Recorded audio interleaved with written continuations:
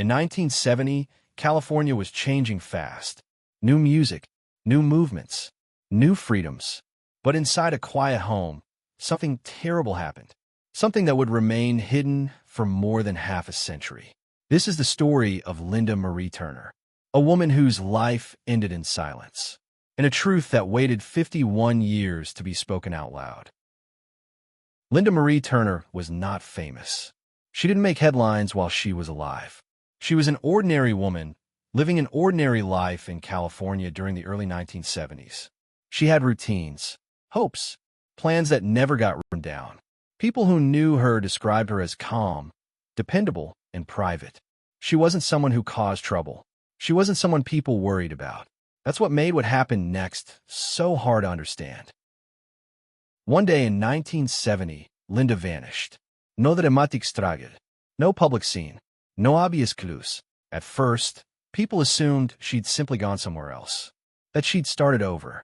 That she'd chosen to disappear. This was the 1970s. People didn't ask many questions when women disappeared. And so, time moved on. Years passed before Linda's remains were discovered. When they were found, they told a quiet but disturbing story. Linda had been killed.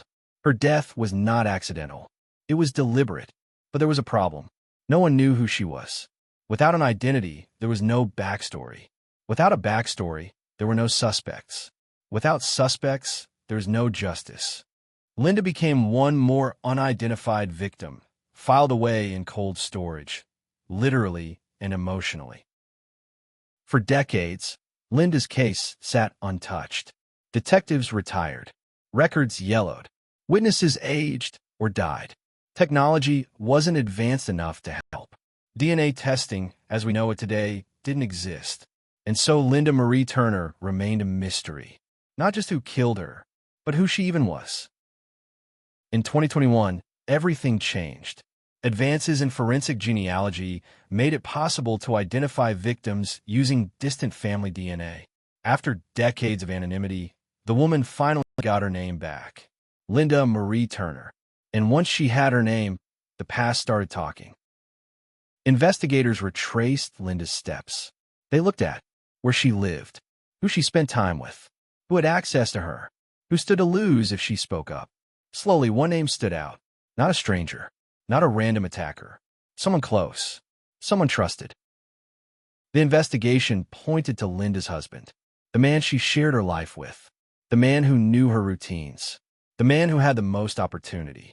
And the deeper investigators dug, the clearer the motive became. This wasn't a crime of passion in the heat of a moment. It was about control. Linda had begun to assert herself.